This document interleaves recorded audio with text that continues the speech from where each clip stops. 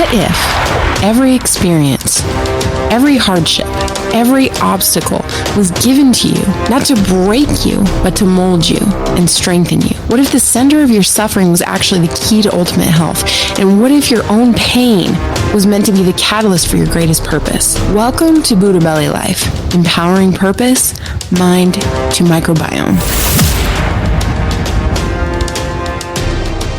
Welcome to the Buddha Belly Life podcast. I'm Coach Britt, and today I'm covering a topic that I think a lot of people are interested in on the topic of dysregulation. Okay, dysregulation is obviously the opposite of regulation, right? So when we're dysregulated, that means our nervous system is not regulated, and this comes out in a lot of ways. So first I want to tell you guys just kind of what is dysregulation. If you haven't, hopefully you've heard that word maybe more and more now, but if you haven't, okay, this is a good time of year to talk about this too. If you can't see, if you're joining me by video session this month, then you see my Christmas tree in the background. And what better time to talk about being dysregulated than holidays?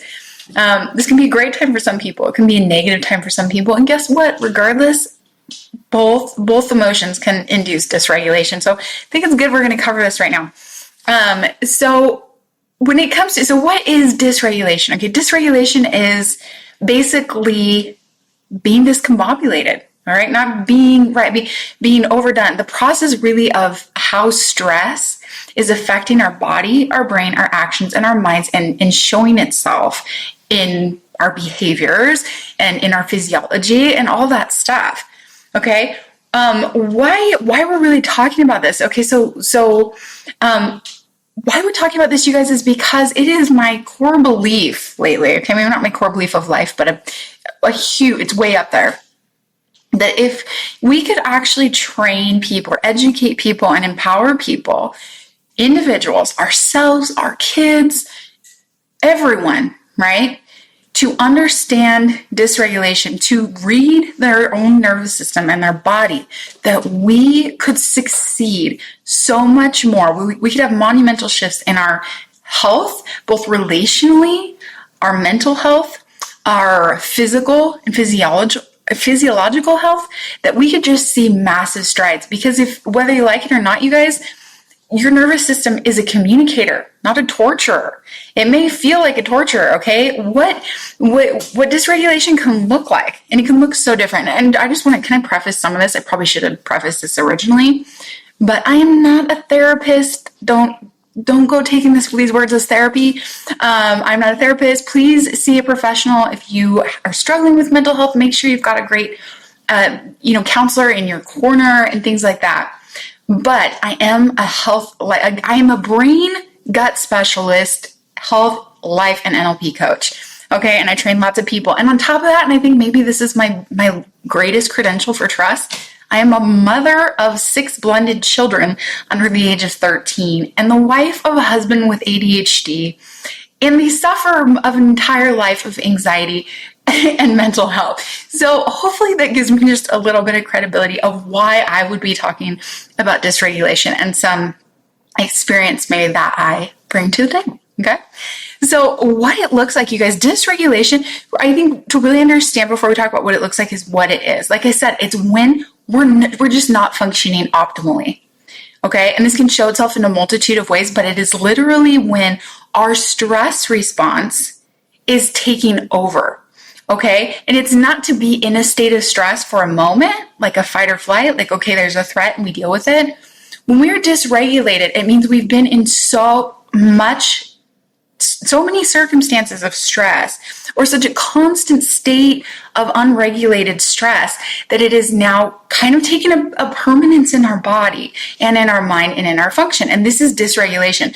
And this will show itself in a lot of ways. Okay. This can look like, okay, so let's say from a mental standpoint, this can look like brain fog, anxiety for sure, which is so predominant right now. Okay, it can look like depression, panic attacks, absolute overwhelm, lack of motivation, which are things that we say with anxiety and depression too, right? It can look like intrusive thoughts and worry and inability to control kind of what we're thinking, it feels like, or being stuck in places that are really, really overwhelming or really negative. It can also make life feel like everything is just so weighty. Right? Like, has anybody ever been there? Especially, parents, like where hey, what are we going to have for dinner tonight? And you're like, oh my gosh. I think two of the hardest decisions, we meal plan a lot. So what we're going to have for dinner isn't as hard because it's thought of on Sunday most of the time. But if we were to go out to eat, but I can tell you a couple of my hardest decisions my hardest decision of the day is in the evening. The only time I will ever sit down and watch TV is when my kids go to bed. I put my blue light shades on, okay? Because it's the only time I watch TV, literally. And it's usually a documentary. But okay, is what we're going to watch at bedtime. Like, my husband and I will go back and forth. Like, okay, what do you want to watch? And we can get annoyed with each other because the other person's not picking. So if we haven't had something already laid out, then we're like, dude, where are you at? Like, why you got to make me do everything, right? And I think it's because it's the first breath often, especially in the weeks we have all 6 of our kids, it's the first breath that we're taking for the day. So we're just like, okay, we're going to relax. And then you're asking my brain to have to make another decision or do something else. This is what dysregulation looks like. It affects the brain. This is what it looks like in the body. Okay. It can affect people differently. Some people will go through a variety of this stuff. Some will they'll lean more to one direction than the other. Some people get very sped up. Some people, when they get dysregulated, okay, they stay really high octane, if that makes any sense. And they might need to go run a few miles in order to calm down, in order to start bringing down the nervous system. For other people, they've been dealing with so much that they just feel exhausted. Maybe they're just shutting down. Maybe they're not talking as much. Their brain isn't functioning. They're kind of just, and you can go through phases of this, okay? But that's usually the body showing dysregulation. Whether or not we acknowledge it or not, okay? When you're dysregulated, even in our kids, okay, and you'll see this, we'll have little things. We'll have maybe fidgets. Somebody who's running really high and they just can't sit still. They may distract a lot. They may stay really busy. They may bite their fingernails. They may tap their fingers. They may, move their leg. They may, we see this one in our house a lot. They may pick on their sibling. You guys don't, because they're really sped up. And that brain that's really sped up doesn't know what to do if it's trying to sit down. And so it needs to go, hey, give me something to do, right? But it can look like the opposite too. So you can see the really high and you can see the low. And you can start seeing dysregulation in things like, we'll start to see it affect our health, our physical health too. We can see it in joint pain, in fatigue. We can see it in all kinds of stuff, because what happens too is when we run really high stress, we can very much mess with our gut microbiome. And when we do that, it starts throwing all kinds of things off. So women especially, but men too, we'll see it very hormonally too. So we can see signs of dysregulation by, let's say normally your cycles are pretty regular, and they don't give you too much grief, but all of a sudden this month, it's really out of whack. It's kind of off schedule. Your PMS was really through the roof. Okay, this is how stress and dysregulation, which is a chronic, mounting area of stress. This is how this can affect some of these things. And why is this so important, you guys, is because we're not understanding it. We're not talking about it. And it's cool because in our family, we have so much neurodiversity, so much. Everything from trauma to ADHD to spectrum to everything, just in our immediate family. And so we've had to learn. If you have anybody in your life that runs somewhere, we're all on the spectrum to some degree, right? We all aren't technically, neurotypical. I mean, really, what is typical? But if you do have a child or someone that isn't neurotypical, you're probably more aware, because they probably get dysregulated more frequently and to more extremes. Okay, if you have a child or something that's had ADHD or is on the spectrum, you'll see them, explosive emotions. You see impulsivity. We see all this stuff, and it's not just that their brain is made up like this. It's also, we see these traits exacerbated when their nervous system's overdone, when they're overly dysregulated. So this may be sitting all day at school and they're 7, they want to move, and this isn't doing so well, and they're your moving kid. I have a few like that. So why it's important though for all of us. So just because certain people may take the limelight with us and it calls more, this is where you can see, we know dysregulation can be present, especially like kids that fall on a more severe part of the spectrum. Whenever you see somebody, I like to point this out too. Like if you see somebody out in public, or you see a kid that's just freaking out or throwing a fit or acting really inappropriate for public, or so you feel, always give the benefit of the doubt that maybe they're not neurotypical, okay? And this can be how they are showing dysregulation. Maybe they're really overwhelmed. Their stress response is super high because this is a really crowded place and the lights are really bright and things like that. And because of how their brain is made up, they're going to be more responsive to that. But what's so cool about this, you guys, is by having to pay attention to some of these kids and these people that we exist with, we realize that we all should very much be paying attention to this in ourselves, because we aren't different. We're different, but we still have to pay attention to our own dysregulation. Like, let me tell you, dysregulation is, I'm really high strung right now, and now I'm snapping at my kids for everything that they ask for, right? Okay. I don't have patience for my husband. Maybe I'm angry and I feel like I just need to get it out of me. And that's not really appropriate, or maybe it's not effective. Like, it's not going to do me any good right now. Maybe we then seek coping, and this is where it can get really unhealthy too. A lot of people will try and regulate on their own, and they don't even realize that they're doing it. This is where we seek things like food when we don't need it, or junk food like sugar or stimulants, right? Tons of coffee. We're usually combating a level of dysregulation, whether it be the burnout after it, or whether it be the high, or we're trying to feed and seek this dopamine, right? It can be compulsive shopping. It can be different addictions, especially things like alcohol or drugs or things like that. These can be ways, a lot of this stuff is exactly just an example of people self-medicating dysregulation. And so then when we're trying to do things like get healthy, that's super hard if we haven't identified this place in our bodies. So like when I train the coaches, you guys, the gut health school coaches, and when they're working with the Buddha Belly program, we're training them to firstly help people listen to their nervous system.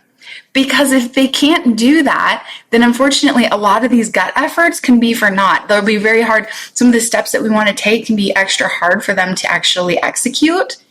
They can work against the healing process because their stress response is still so high. I want to kind of look at my notes here to make sure this is really important. And why this is so important, you guys, is because it's literally, we're talking about our quality of life here. We're really talking about mindfulness and self-awareness. And I don't know that I even learned for a long time that mindfulness wasn't just like this, this meditative kind of thing in, yoga and stuff like that. Like, yes, but mindfulness is I really need to be in and aware of my body and my experiences and what's happening, so that I can listen to it. Because dysregulation isn't necessarily, it's not a good thing, chronic dysregulation, but it's not a broken mechanism. It's actually a very functional mechanism. It is our body communicating to us that it has had an overload of some type of stress. Okay, and it can't keep doing that. And when we don't listen to it and handle it the right way, then it will manifest as sickness and disease. Okay, so what kind of things cause dysregulation?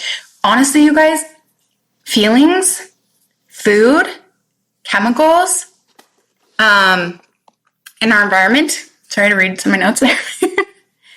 But they're all stress, okay? The stress comes in different forms. We have emotional stress, right? And we'll see that the most. Like, when something triggers you, it'll instantly get you very dysregulated. We use the word triggered. Like, it's good to use those words because it's good to see. I think we've done a real big disservice actually with the whole trigger thing, because we're always telling people, oh, trigger warning, let me protect you from seeing something that may upset you or hearing something that may. I understand there's some extreme content or things out there that, like, the pictures are really gory thing. Absolutely that should be warned. But if it's like, hey, I'm going to share something about my life, but trigger warning, I'm going to talk, about this, like, what we're teaching when people, I think, and maybe people disagree, this is just a side tangent, but what we're teaching when we do that with triggering is we're teaching people to expect the external world to regulate us instead of learning to regulate ourselves. And this is one of the number one reasons that we see a lot of suffering, a lot of dysfunctional relationships, a lot of self-destructive behavior.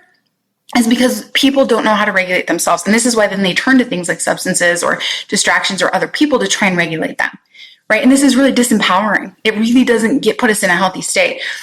So when we're saying, oh, trigger warning, let's protect you from having to regulate your own emotions or be introspective about them. It's the triggers and the things in life that set us off, that give us warnings and introspection about who we are and how we function. Do you have a desire for fulfillment? Does helping people tap into their own health mentally, emotionally, and physically fire you up? Do you believe in the impact of the gut microbiome on overall wellness? You may be an HWCA coach. For more info on our cutting-edge health coach trainings, visit hwcacoach.com. You'll see this sometimes when you run into somebody have you ever run into somebody and you have a really icky feeling and you don't remember? You don't really know why. You don't even know where you know them from. And then it will come to you later and there will be some kind of memory. And maybe they've, not been a great person when you met them or whatever. Or maybe they made you like insecure or something. Maybe you're in a bad relationship and they were at a similar gathering you were at and you felt really insecure. Your partner wasn't very trustworthy and they made you feel really insecure. So your nervous system will remember that feeling and that association, whether or not it's fair, right? And what's cool about that is that if we can hear that, then we can follow those strings into ourselves and be like, hey, whoa, what's up? What is that about? It doesn't make sense to me. And then we can think on it and we can be like, oh, wow, look at this. Or like, look at this area of insecurity I've had. Look at this area I'm still holding a grudge. Look at this thing. This is something, your body is always, the nervous system, when it reacts like this, is conveying to you a message and letting you know where it needs to heal, where it's got roots that are poisonous and that are causing problems in our life and the way that we operate and all that. Okay. It's a blessing. And unfortunately, because we're not well versed in what it is, what to look for, and really talking about this and in getting into ourselves, then we medicate it, we ignore it, we can distract from it, and we wait for things to get catastrophic to where they show up on a blood test or they put us in an emergency situation, and we didn't even realize it was happening. We didn't realize that we were running from a lot of past trauma we've not dealt with. We didn't realize that we weren't taking care of our bodies. We didn't realize that, we weren't speaking up, that we didn't feel comfortable having a voice since we were repressing, and then, so when we get triggered, when we feel these things, then we'll see it. But like I said, it's a form of stress. So stress in general comes in multiple forms. So obviously emotional stress, we have chemical, physical stress, and then environmental stress, and toxins. So stress can be, you could have, like, here's a good example, like maybe you've been exposed to mold. Okay. And your body will start getting very dysregulated because it's getting sick from mold. So this chemical exposure is now affecting your neurological health. You're going to see it in brain fog. You're going to see it in all kinds of stuff. You're going to see it in your gut health, etc. Maybe it's your emotions. Maybe you're not good at processing your feelings and emotions. Maybe you feel very powerless. Maybe you're a very angry person and you're just out of control a lot. Okay. And so stuff just triggers you. These are all responses of the nervous system. And or maybe it's, environmental, things that, like I said, chemicals in your food and water. Maybe you've got food sensitivities and you're eating junk and your body is low on nutrients. Okay. And this is causing issue in the body, which is then slowing all functions. It's going to affect your hormones because it's going to affect your gut. So then it's going to go for your hormones. It's going to go for your nutrient absorption. It's going to go for your brain function. And so you start functioning on a lower level because your body is not very healthy because your food isn't actually feeding your mitochondria. It's just giving you calories and disease. Okay. And so we're going to see that's a type of stress. Sedentary lifestyle is a type of stress. You will get dysregulated if you sit too much. You will also get dysregulated if you move too much. So if you're pushing your body, you guys, I had to learn this, and any women who are approaching 40, all right, I'm not there yet. I'm going to be 39 in March. But when you're getting to that later stages in life and you start seeing like these hormonal shifts, you have to start realizing that your nervous system communicates a lot about your adrenals and your hormones and things like that. And I've had to learn that. I had to learn that all my HIIT workouts and all the things that were on my schedule that were non-negotiable expectations I set for myself were not always serving my body. And I love to work out. I've, 2 decades now, I've never not had a consistent workout routine. But I had to listen to my body and change the things I was doing because my nervous system was communicating to me that the way I was doing it was too much. It was actually harming me. It was holding it down. So too much stress. You'll see really highly active athletes that do pretty extreme, things like marathon runners and stuff like that. You can see them start to tank eventually too, especially, it just depends on the person, but that's a lot of stress on the body. So more is not always better. And the only way out of this, you guys, is to really listen to your body. That's how we can pursue the goals. That's how we can rest adequately, but not succumb to being sedentary. That's how come we can push the envelope and work to a new goal without burning out our adrenals and ruining our gut and wrecking our body. Okay, that's how we can get angry, but do it in a healthy way without repressing and letting it wreck our bodies, and without enraging and letting it wreck our environment. Okay, this is how we process. We learn dysregulation because then we can figure out tools to handling dysregulation. We can look at it and we can go, okay, I am feeling angry. I am pissed. Okay, I have moments, you guys, I always joke that I'm either very well handled and pretty rational and I have pretty good communication, I'm really pretty good at that until I'm not, right? And I will then really have to practice, regulation and I have tools, if I feel like I'm going to start to get dysregulated and it's really going to push me, then I've got to remove myself most of the time and just get a clear head. I have literally got to the point now where I know a space. It's a mental and physical space. There's a feeling I have in my body and in my head and everything's fuzzy, where all of a sudden I'm in a space where I'm not going to operate in my logical mind. I'm going to be purely in fight or flight. That means my words are going to be in fight or flight. My actions, everything are going to be in just fight or flight. So that doesn't make me a bad person. That actually makes me incredibly human. So the trick is to figure out this humanness and do better. So I have my tools, so separating right then and there, stepping away from something right there to process it is non-negotiable for me. I have to. I've learned that. And then I'm actually more capable of then going through it through my head, calming myself down, going through it through my head and deciding how I really want to handle something. And if it really was worth it, or if it was something that exists in me, what was this trigger? What was this response? Blah, blah, blah, right? Or we do it with fear and stuff too. Our body remembers stuff, right? So it gets a fear a lot. And it'll respond like this, okay? So most people, you guys, are walking on in constant dysregulation because they're exposed to chronic stress. And chronic stress doesn't always have to be negative. Like I said, it's not just bad food, bad chemicals, bad feelings. It can also be great feelings, great experiences. That cell phone that you just love oh so much, and I do too at times, right? All those blue lights and all that stimulation, all of these notifications, okay? All this stuff is chronic stimulation. And the body was not meant to be chronically stimulated. And we're living in a chronically stimulated world. So we've got a big problem right now because we're trying to reset in an environment that's really just conditioned to make us dysregulated. So this is why you learn to read it in yourself so that you can make different decisions along the way. So yeah, those blue lights, being on the phone, you guys, you know that when you sit on your phone, not only is it bad for your neck, which does all kind of stuff to your nervous system, right? When your head's down and things like that, just ask my chiropractors.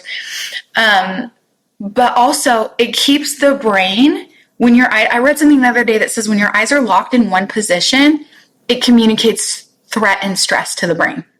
Whoa, okay, you guys might want to look into that a little more, but I have not heard that, but it makes all the sense because when in nature would we do that? When we're intimidated or afraid, when there's a threat. Either you're angry at something, so you're looking them dead in the eye, right, or something's coming to you. You're watching for a threat. How often do we just lock our eyes in one position naturally, right, in this natural world? We don't. We're doing things. We're going from person to person. Maybe we're having conversation with somebody, but it's still probably more free flowing. We're getting things done, right? We're looking around. We're moving our head. We're standing upright. We're looking straight ahead. Okay, so when we're looking down and then we're locking our eyes and then we're getting the extra stimulation of these blue lights, because this is why technology is so important. If there's one place to start when it comes to getting our bodies and our brains out of dysregulation, it would be to start being mindful about your technology and that of your kids. I'm not perfect at this, okay? But I know it to be true and I know how important it is because this is sending massive stress responses to my body. The next is being careful with stimulants. Okay, like caffeine, sugar, alcohol. You guys, these are all things that mess with the nervous system. Okay, now you'll have to figure out what works for you. Some of us, I'm very sensitive to caffeine. I can't have very much of it at all. I get easily dysregulated with caffeine, and then you have the environmental factors, and it's like, oh my gosh, so, and I have to have food first. Like, I can't do it on an empty stomach. I mean, there's some things. So you got to figure out what works for you. Alcohol, same. I don't really drink much. It can dysregulate my system pretty bad, and because it'll affect my gut. And it's a natural, originally it's a depressant, right? So a lot of people that run really high, even people that run low, but especially people that run really high anxiety, high achievers, just going, they will tend to, often you'll see them reach for alcohol because it slows them down, because they don't really know how to slow down other than that. A lot of us are just unaware of how we operate, and we're unaware of the damage that's being done. And why this is important too is because then what it does is it takes the shame and the fear out of human behavior. It puts the power back in our hands, because if we just feel like, okay, our temper just flies off the handle, our anxiety is through the roof, or our mental health or function or how we talk to people or respond, that it's out of control, then we feel out of control. And that comes with a lot of shame, because nobody wants to be like that. And you think it's just you. Okay, like, no, everyone gets dysregulated. And whether or not they're very vocal or loud or really quiet or passive aggressive or anything, like, we all experience this. And so to start with dysregulation and to recognize dysregulation in ourselves is the beginning to starting to transform how we live, how we communicate in the healthiest way. Even if you're somebody that is more high energy than somebody else, or is more talkative than someone else, or does raise their voice or get a little more angry than someone who gets more quiet and shut down. But we all, no matter how you function, you'd be watching your body, you'd be listening to that nervous system, and you can identify dysregulation and where you need to tweak on your own personal spectrum for how you function. And you will see an improvement in everything. You will see improvement in not just your physical health, but in your mental health, but in your interactions with people and relationships. This is important. This is where I've identified things like codependency and everything, because you start seeing, like, why do I feel so intense right now in this situation? Why do I feel so intense? If it's not mine, why do I feel it so big? And how much of my life do I want to spend living that way? Living big emotions that other people hold the cards to, right? That's a powerless life if we stay in that space. But to identify that we're in a crappy space like that, not just mask it, not ignore it, not stuff it down, not medicate it or get busy, but to actually feel it and say, I don't like that feeling. What is that? And how can I take control over that? Not just suppressing it, but how can I actually start to maybe get healthier mentally, be more mindful, separate myself, learn things like boundaries and personal power and healthy communication. And then when we do that too, we can recognize other people. Okay, that person's really dysregulated. Now's not the time to continue this conversation with them. Now's not a good time to approach XYZ. My kid's really dysregulated, right? Kids, it's great because kids are so blunt with dysregulation because their brains aren't fully formed yet, right? So they're still extra emotional. But a lot of us grow into adulthood and we still don't necessarily completely mature in these ways, because then some of these mechanisms become just how we function, and it's worked for us, or so we believe it has, right? We believe it's worked for us. And we don't realize that it's actually causing a lot of grief. Okay, these were just mechanisms that we used early. They were tools. We use the best tools we have. And we had, premature primal tools, and that later on in life, they just don't serve us very well. Okay. And so there's nothing wrong with it. That's the best part about personal development, you guys. That's why I live and breathe it. Not because I'm so amazing. It's literally because I'm just it's absolute freedom. Real personal development is absolute freedom. If we are not afraid, if we can take the shame out of our imperfections, okay, not just excuse it and be like, well, we're all imperfect. Okay, we are. Okay, but we're all responsible for our imperfections. We're all responsible, very much so, for how we act and what we do. Okay, so if we can take all that shame out of it, though, and we can look at it like we're out to help, it can be a good kind of selfish. I'm out to be a healthier person so that I feel healthier and act healthier and have a better life. It's going to make me happier. Okay. Cause like if I'm really negative and stuff like that, there's no way that people like that are happy. Okay. It's just like the pattern that they know. They're probably stuck there. And we don't need to be that forever. It doesn't matter what other people think of you or know of you. It matters who you really are and how you really function. And so all of us have the opportunity to always be growing. And I love this area of work. I love personal development. And since I've gotten into more stuff, like I said, brain gut and stuff, and then obviously the things in my family, like I said, we have so much neurodiversity in this family, but then also, getting into NLP and studying brain and behavior more was fascinating to me. When we found out a year ago that my husband had ADHD and our, the 4 years almost prior to that started making sense, we had to rough it for a long time with stuff that we were just going back and forth at, not understanding the brain part of any of it, right? Brain and behavior. So we're a lot, and same with my son and some of our kids, right? So when we can try and understand, the cool thing about understanding brain and behavior is we stop reacting to the behavior as much and start trying to understand the function. It doesn't mean make excuses for it. It doesn't mean everything's okay.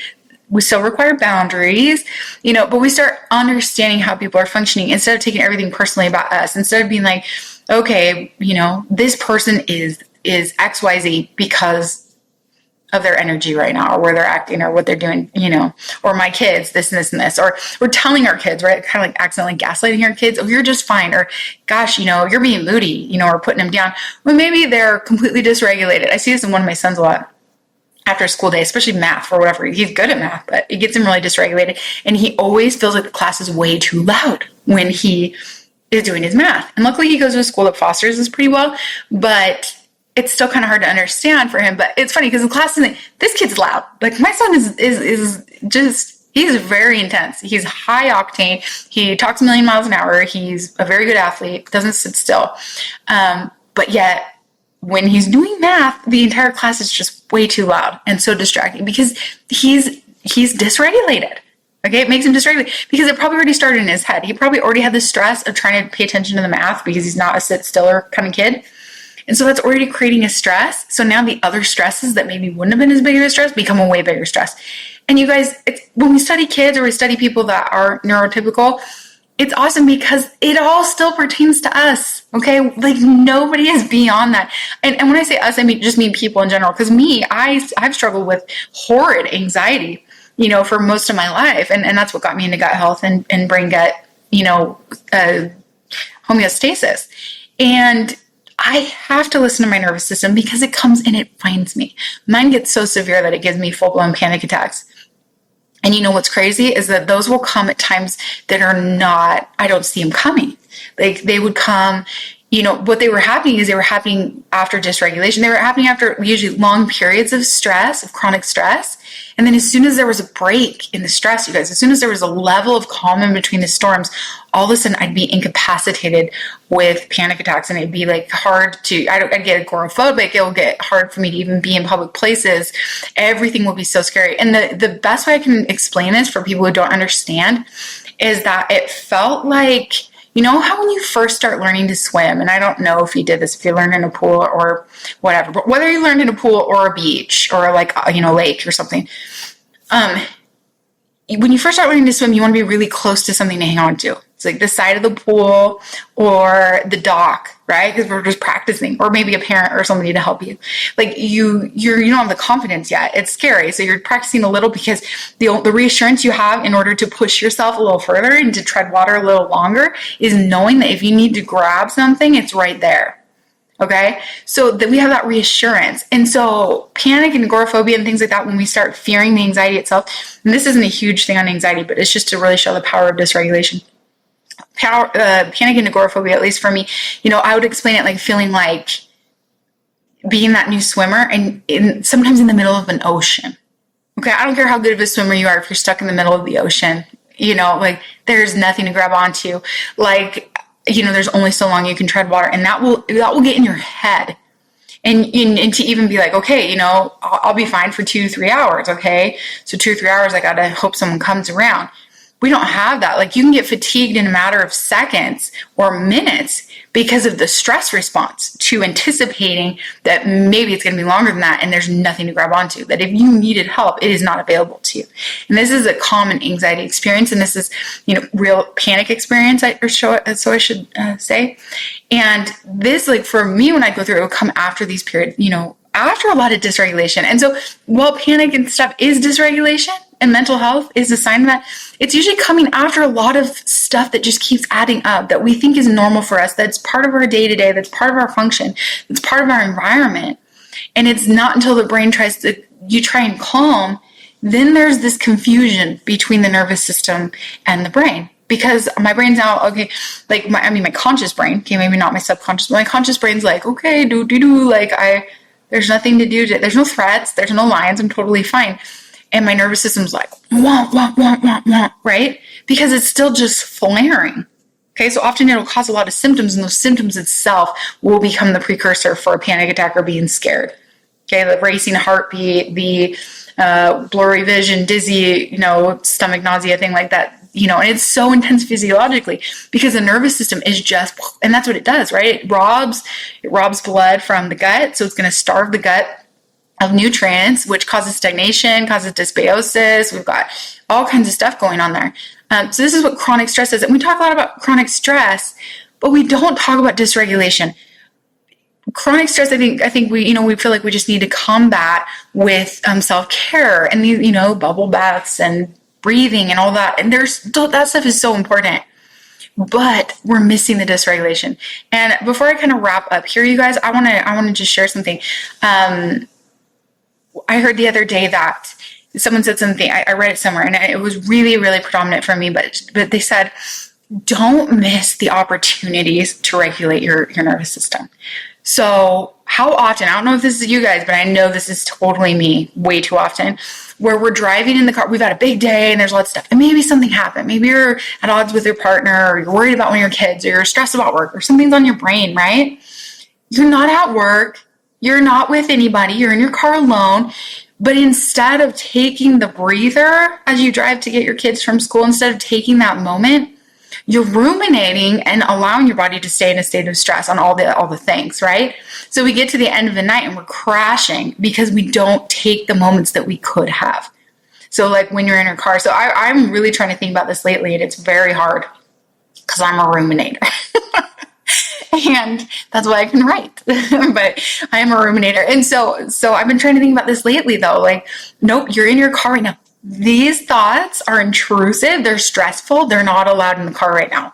You can have them when you get out of the car, or you have 10 minutes that you can't do this. Clear the field. That's what I say to my son. We have this thing, clear the field. We do that to his head right for football when he starts having like intrusive thoughts or worry or gets frustrated that the team's losing. But that's what we do, clear the field. Okay. So like, hey, this is my time, and it's not about anything else other than it is imperative that I regulate my nervous system when I can, whether or not I've realized that it's been going, because most of the time, most of the damage is done at a level that we don't realize because it's so normal to us and it's so normal in our environments.